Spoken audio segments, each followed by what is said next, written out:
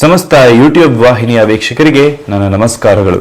ಇಂದಿನ ಈ ಸಂಚಿಕೆಯಲ್ಲಿ ನೀವು ಇಷ್ಟಪಟ್ಟಂತಹ ಸ್ತ್ರೀ ಅಥವಾ ಪುರುಷನನ್ನ ಸುಲಭವಾಗಿ ಯಾವುದೇ ಖರ್ಚಿಲ್ಲದೆ ಯಾವ ರೀತಿಯಾಗಿ ವಶೀಕರಣ ಮಾಡೋದು ಅಂತ ನಾನು ನಿಮಗೆ ತಿಳಿಸಿಕೊಡ್ತೇನೆ ವೀಕ್ಷಕರೇ. ಇದನ್ನ ಯಾವುದೇ ಕೆಟ್ಟ ಕೆಲಸಗಳಿಗೆ ಉಪಯೋಗಿಸೋದಕ್ಕೆ ಹೋಗಬೇಡಿ, ಕೇವಲ ಒಳ್ಳೆ ಕೆಲಸಗಳಿಗೆ ಮಾತ್ರ ಉಪಯೋಗಿಸಿ ಅಂತ ಹೇಳ್ತಾ ಈ ವಿಡಿಯೋವನ್ನ ಪ್ರಾರಂಭಿಸೋಣ. ನೀವು ಇನ್ನೂ ನಮ್ಮ ಚಾನಲ್ಗೆ ಸಬ್ಸ್ಕ್ರೈಬ್ ಮಾಡ್ಕೊಂಡಿಲ್ಲ ಅಂದ್ರೆ ಈ ಕೂಡಲೇ ಸಬ್ಸ್ಕ್ರೈಬ್ ಮಾಡ್ಕೊಳ್ಳಿ, ಪಕ್ಕದಲ್ಲಿರೋ ಬೆಲ್ ಐಕಾನ್ ಕೂಡ ಕ್ಲಿಕ್ ಮಾಡ್ಕೊಳ್ಳಿ. ಇದರಿಂದ ನಾವು ಮಾಡುವಂತ ವಿಡಿಯೋಗಳನ್ನ ಮೊದಲು ನೀವೇ ನೋಡ್ಬೋದು.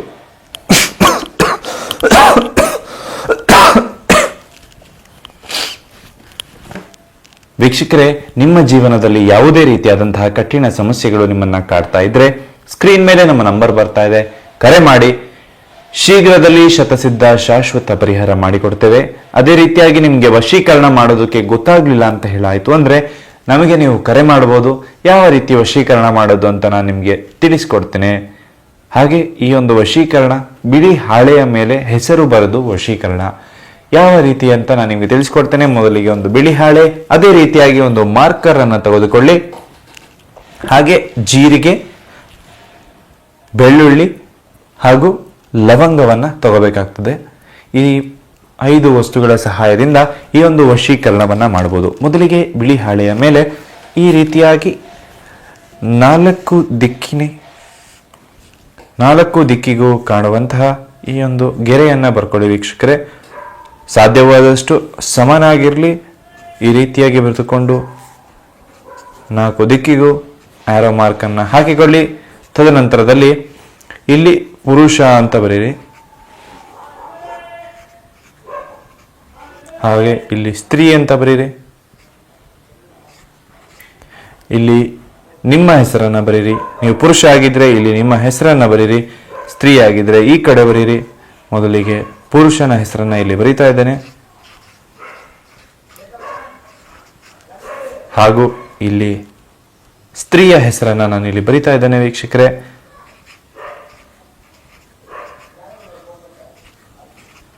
ನೀವು ಇಲ್ಲಿ ನೋಡ್ಬೋದು ಯಾವ ರೀತಿಯಾಗಿ ನನ್ನ ಹೆಸರುಗಳನ್ನ ಬರೆದಿದ್ದೇನೆ ಅಂತ. ಆ ನಂತರದಲ್ಲಿ ಇಲ್ಲಿ ಈ ರೀತಿಯಾಗಿ ಒಂದು ಸರ್ಕಲ್ ಅನ್ನ ಬರಿಬೇಕಾಗ್ತದೆ ವೀಕ್ಷಕರೇ. ಈ ರೀತಿಯಾಗಿ ಬರೆದ ನಂತರ 2 ಲವಂಗದ ಕಾಳನ್ನ ತಗೋಬೇಕಾಗುತ್ತೆ. 2 ಲವಂಗ, ಹಾಗೆ ಜೀರಿಗೆ ಹಾಗೂ ಬೆಳ್ಳುಳ್ಳಿ. ನಾವು ಅಡುಗೆಯಲ್ಲಿ ಉಪಯೋಗಿಸುವಂತಹ ವಸ್ತುಗಳೇ ಇದು. ಇದನ್ನು ತೆಗೆದುಕೊಂಡು ಈ ರೀತಿಯಾಗಿ ಸುಲಭ ವಿಧಾನದಲ್ಲಿ ಕಡಿಮೆ ಖರ್ಚಿನಲ್ಲಿ ಈ ಒಂದು ವಶೀಕರಣ ಮಾಡಿ ಅಂತ ನಾನು ನಿಮಗೆ ತಿಳಿಸ್ತಾ ಇದ್ದೇನೆ. ಈ ರೀತಿಯಾಗಿ 2 ವಸ್ತುಗಳನ್ನು ನೀವು ತಗೋಬೇಕಾಗ್ತದೆ. ಒಂದು ಪುರುಷ ಅನ್ನೋ ಭಾಗದಲ್ಲಿ, ಇನ್ನೊಂದು ಸ್ತ್ರೀ ಅನ್ನೋ ಭಾಗದಲ್ಲಿ. ಪುರುಷ ಅಂದ್ರೆ ನಿಮ್ಮ ಹೆಸರು ಅನ್ನ ಬರ್ಕೊಳ್ಳಿ, ಸ್ತ್ರೀ ಕಡೆ ಈ ಕಡೆ ಇಟ್ಕೊಳ್ಳಿ. ಹಾಗೆ ಈ 2 ಲವಂಗ ಹಾಗೆ ಜೀರಿಗೆಯನ್ನ ನಿಮ್ಮ ಬಾಯಲ್ಲಿ ಹಾಕೊಳ್ಬೇಕಾಗ್ತದೆ ವೀಕ್ಷಕರೇ. ಜೀರಿಗೆ, ಒಂದು ಸ್ವಲ್ಪ ಜೀರಿಗೆ, ಇಲ್ಲಿ ನೋಡ್ಬೋದು ನಾನು ಎಷ್ಟು ಜೀರಿಗೆಯನ್ನು ತಗೊಂಡಿದ್ದೇನೆ ಅಂತ. ಅಷ್ಟು ಜೀರಿಗೆಯನ್ನು ತೆಗೆದುಕೊಂಡು ಅದನ್ನು ನಿಮ್ಮ ಬಾಯಲ್ಲಿ ಹಾಕೋಬೇಕಾಗ್ತದೆ. ಬಾಯಲ್ಲಿ ಹಾಕಿಕೊಂಡ ನಂತರ ಈ ಒಂದು ಮಂತ್ರವನ್ನ ನೀವು ಪಠಿಸಬೇಕಾಗ್ತದೆ. ಈ ಒಂದು ಮಂತ್ರವನ್ನ ಕೇವಲ 11 ಸಾರಿ ಹೇಳಬೇಕಾಗ್ತದೆ.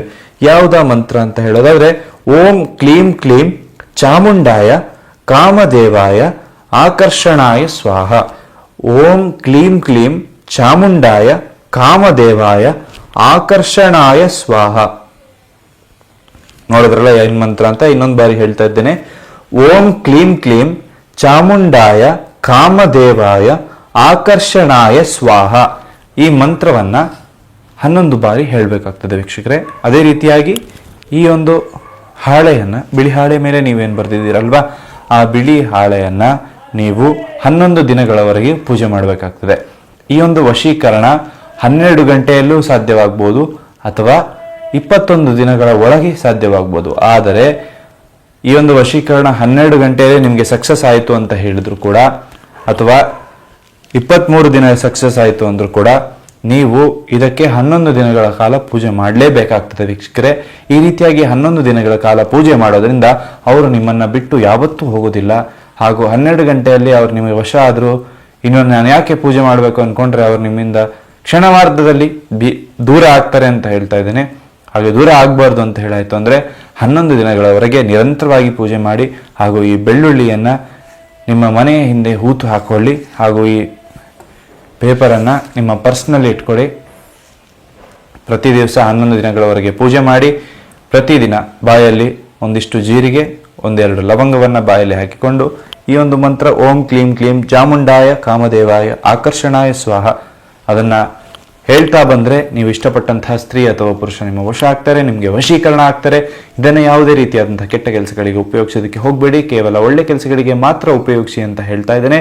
ವೀಕ್ಷಕರೇ, ಅದೇ ರೀತಿಯಾಗಿ ನೀವು ನಮ್ಮ ಚಾನಲ್ಗೆ ಸಬ್ಸ್ಕ್ರೈಬ್ ಮಾಡ್ಕೊಂಡಿಲ್ಲ ಅಂದರೆ ಈ ಕೂಡಲೇ ಸಬ್ಸ್ಕ್ರೈಬ್ ಮಾಡಿಕೊಂಡು ಪಕ್ಕದಲ್ಲಿರುವ ಬೆಲ್ ಐಕಾನ್ ಕೂಡ ಕ್ಲಿಕ್ ಮಾಡ್ಕೊಳ್ಳೋದ್ರಿಂದ ನಾವು ಮಾಡುವಂತಹ ವಿಡಿಯೋಗಳನ್ನು ಮೊದಲು ನೀವೇ ನೋಡ್ಬೋದು. ನಿಮ್ಮ ಜೀವನದಲ್ಲಿ ಯಾವುದೇ ರೀತಿಯಾದಂಥ ಕಠಿಣ ಸಮಸ್ಯೆಗಳು ನಿಮ್ಮನ್ನು ಕಾಡ್ತಾ ಇದ್ರೆ ಸ್ಕ್ರೀನ್ ಮೇಲೆ ನಮ್ಮ ನಂಬರ್ ಬರ್ತಾ ಇದೆ, ಕರೆ ಮಾಡಿ ಶತಸಿದ್ಧ ಶಾಶ್ವತ ಪರಿಹಾರ ಮಾಡಿಕೊಳ್ಳಲಾಗ್ತದೆ.